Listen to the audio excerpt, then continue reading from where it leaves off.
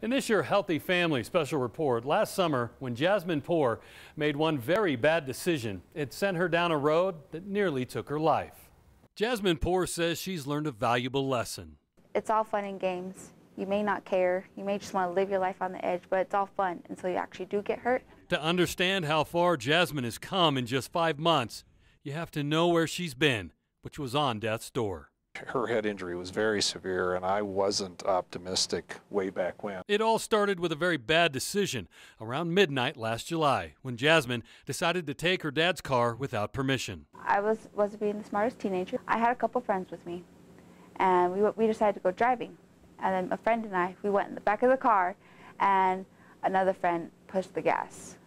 And I flipped off, the other one fell off. So the other one left with a minor concussion. Jasmine's injury was far worse, a traumatic brain injury, also known as a TBI. Unconscious and having seizures, she was rushed to Memorial Hospital. I got the call from her mom that Jasmine's been taken to the hospital by ambulance. I didn't really know at that point what had happened, so I tried to get in my car to go to the hospital, but Jasmine had taken my car. Jasmine was quickly admitted to the intensive care unit. I saw her CAT scans, quite concerned about the degree of pressure that she had in the back part of the head. This is a particularly thorny area to have pressure because it's a constrained area in the back of the skull that doesn't have much room for expansion, and she had a fair amount of blood and swelling back there. So a lot of blood and swelling in this area would be fatal because of the pressure on the brain stem. The brain doesn't like being compressed, but it really doesn't like being compressed for a long period of time. Well, the first challenge that she had was shortly after she got to the intensive care unit, probably because of the pressure on her brain, her heart stopped.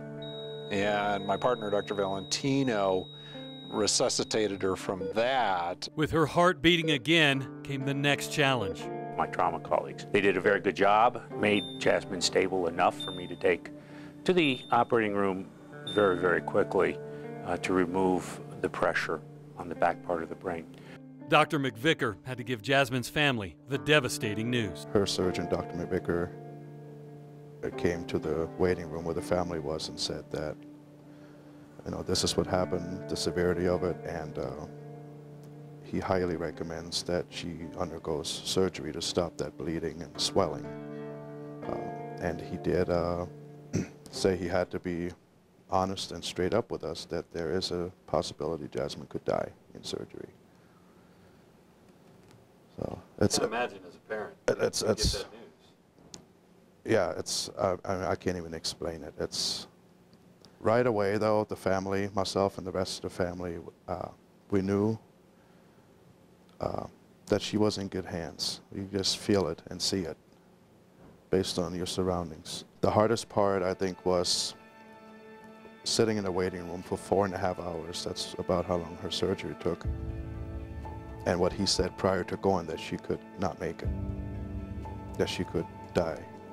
Waiting for 4.5 hours for him to come back up and say she made it or she didn't. It felt like an eternity. Finally, word came from the OR. The surgery was a success. But within 24 hours, there was more swelling in Jasmine's brain. She coded again and once again had to be brought back to life, which led to another complex surgery.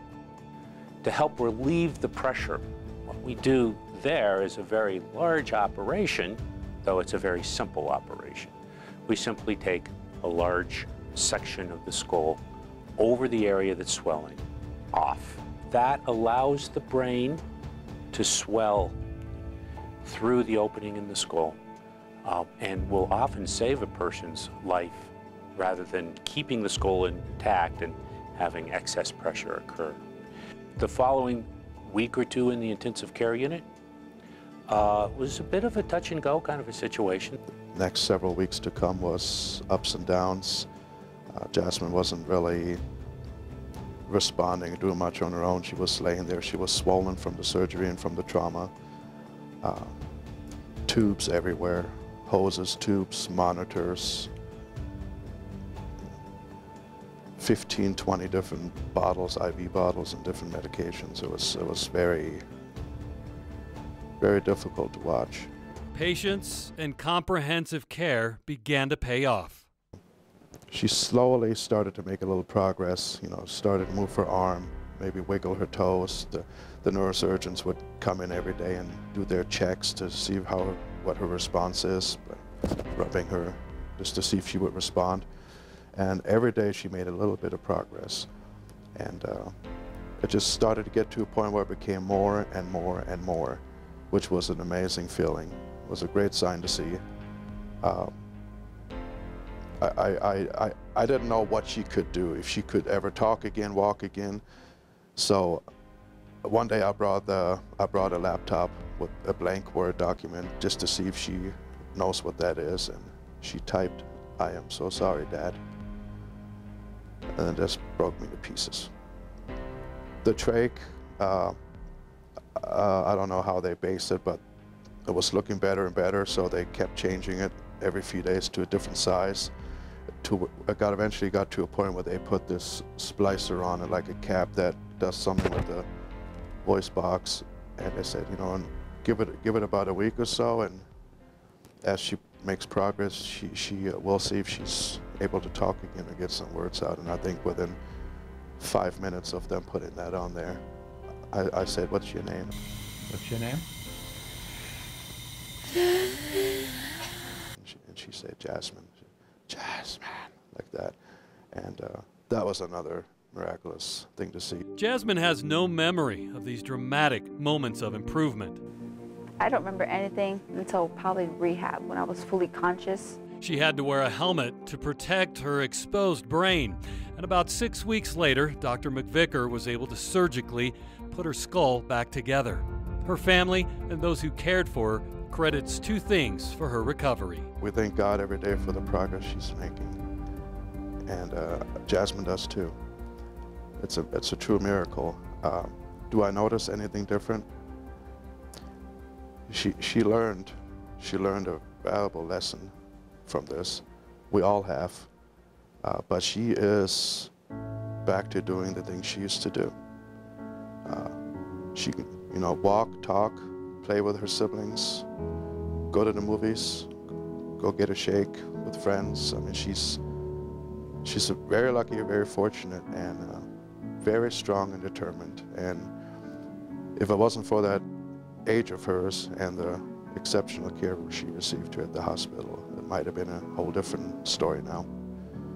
But we all are very thankful, and we always will be, for the care that was given to Jasmine from the hospital staff. Even in ICU, they came down from the rehab floor at times and tried and did physical therapy, get those, you know, get the arms moving and the legs moving, get the blood flowing. The ICU nurses were exceptional. They went out of their way. It's like she was their child.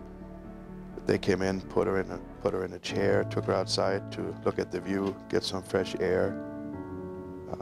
They just always went out of their way to take care of her, and it was so nice to see. I think we had a little bit of help on this one, and you know, we do the best we can to support these head injured patients when they come in, and that's why we've got a full dedicated team of trauma surgeons and ICU surgeons and nurses and the whole gamut that work very hard to do the best we can for these folks. And it pays off. With the severity of her head injury, even in young people, to make this kind of a recovery is nothing short of miraculous. Being young helps a lot. And then having care delivered quickly is very, very important. So we talk about the golden hour as the period of time in which we really have an opportunity to act decisively. And when a person is close enough to a trauma center that they can undergo definitive care quickly, then there's a chance. Jasmine never hides her joy when she reunites with those who worked so hard to save her. McVicker! You gotta meet me halfway here. Yeah, okay. Hi. I'm great. Doctors can do miracles. Dr. McVicker, that is my hero. He has done nothing but good to me. Like, he saved my life. He's just always been there. He's like been a partner to me. Like, I can even talk to him about my problems. That's how close I feel with him. The feelings are mutual. It was a delight to see her back in my office looking so wonderful. Because, as you can tell, the thing that's most special about Jasmine is Jasmine. Jasmine is still recovering. My attention span sure got really bad. Like, I can't pay attention for the life of me, and now it's just all over the place. Other than that, I feel pretty recovered. Like, I know there's still some healing to do. Like, the scar on my head still has to heal up. I still have some progress to make, but I can do it. And her transformation has been more than a physical recovery. I was at that point in life, like, where I didn't really care what happened to me. And now, that whole perspective has changed. Now I cherish every single day greater and greater, because one day I won't be here. Jasmine also says she has a new direction in her life.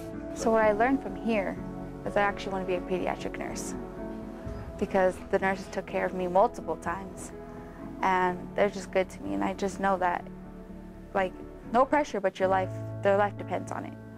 And I just want to have that feeling of knowing that I've done some good. This Christmas will be a special one for Jasmine, her family, and those who cared for her. I think the holidays will be extra special, just knowing that she's part of it. Like I said, we're just so thankful every day that she's still here, that she survived this. So I think the holidays will just be that much more special.